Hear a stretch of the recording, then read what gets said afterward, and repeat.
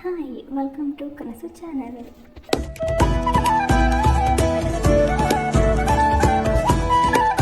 Bread sandwich ಮಾಡೋದು ಏಕೆ ಅಂತ ನೋಡೋಣ ಬನ್ನಿ. ಏನೇನು ಬೇಕು ಅಂದರೆ ಅದಕ್ಕೆ ಕ್ಯಾರೆಟು, ಬೀನ್ಸು ಆ್ಯಂಡ್ ಕ್ಯಾಪ್ಸಿಕಮ್, ಈರುಳ್ಳಿ ಅದನ್ನು ಸ್ವಲ್ಪ ಫ್ರೈ ಮಾಡ್ಕೊಬೇಕು. ಯಾಕಂದರೆ ಹಸಿ ಸ್ಮೆಲ್ ಒಬ್ಬೊಬ್ಬರಿಗೆ ಇಷ್ಟ ಇರೋದಿಲ್ಲ. ಅದೆಲ್ಲ ನಮಗೂ ಕೂಡ ಅಷ್ಟೇ ಹಸಿ ಸ್ಮೆಲ್ ಇಷ್ಟ ಇರೋದಿಲ್ಲ. ಅದಕ್ಕೆ ಸ್ವಲ್ಪ ಲೈಟಾಗಿ ಫ್ರೈ ಮಾಡ್ಕೊಬೇಕು. ಲೈಟಾಗಿ ಫ್ರೈ ಆದಮೇಲೆ ಒಂದು ಬೌಲಿಗೆ ಅದನ್ನು ಶಿಫ್ಟ್ ಮಾಡ್ಕೊಬೇಕು. ಬೌಲಿಗೆ ಹಾಕಿಬಿಟ್ಟು ರುಚಿಗೆ ಎಷ್ಟು ಉಪ್ಪು ಬೇಕೋ ಅದನ್ನು ಹಾಕ್ಕೊಬೇಕು. ನೆಕ್ಸ್ಟ್ ಅದಕ್ಕೆ ಮೇನ್ ಇಂಗ್ರೀಡಿಯೆಂಟ್ಸ್ ಬಂದು ಮೊಸರು ಹಾಕಿಲ್ಲ ಅಂದರೆ ಚೆನ್ನಾಗಿರೋದಿಲ್ಲ.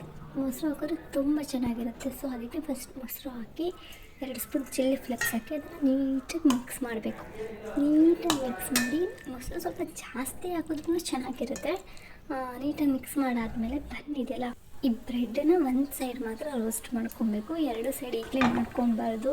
ಲಾಸ್ಟಲ್ಲಿ ಆ ಇಂಗ್ರೀಡಿಯೆಂಟ್ಸ್ಗಳೆಲ್ಲ ಮಿಕ್ಸ್ ಮಾಡಿಟ್ಟಿದ್ವಲ್ಲ ಅದನ್ನು ಹಾಕಿ ಮತ್ತು ರೋಸ್ಟ್ ಮಾಡಬೇಕಾಗುತ್ತೆ. ಅದರಿಂದ ಒಂದು ಸೈಡಿಗೆ ಮಾತ್ರ ಅದನ್ನು ರೋಸ್ಟ್ ಮಾಡ್ಕೊಬೇಕು ನೀಟಾಗಿ.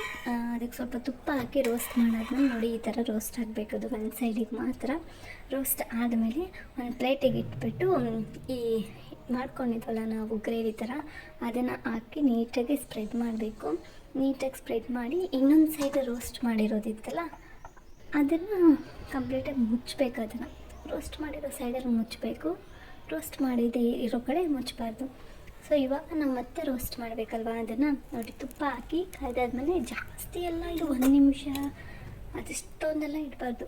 ಜಸ್ಟ್ ಒಂದು 20 ಸೆಕೆಂಡ್ಸ್ 30 ಸೆಕೆಂಡ್ಸ್ ಸಾಕು. ಯಾಕಂದರೆ ಅದು ಪ್ಯಾನ್ ತುಂಬ ಕಾಯ್ದಿರುತ್ತಲ್ಲ. ಸೊ ಒಂದು 30 ಸೆಕೆಂಡ್ಸಲ್ಲಿ ಅದು ನೀಟಾಗಿ ಬೆಂದಿರುತ್ತೆ. ನೋಡಿ ಈ ಥರ ಮಾಡಿ ಮೇಲೂ ಕೂಡ ತುಪ್ಪ ಹಾಕಬೇಕು. ನೆಕ್ಸ್ಟ್ ಅದನ್ನು ಆಪೋಸಿಟ್ ಬೇಯಿಸಬೇಕು. ಬೇಯಿಸಾದ್ಮೇಲೆ ತಿನ್ನೋಕ್ಕೆ ರೆಡಿ. ಸಖತ್ತಾಗಿರುತ್ತೆ ಸ್ಯಾಂಡ್ವಿಚ್.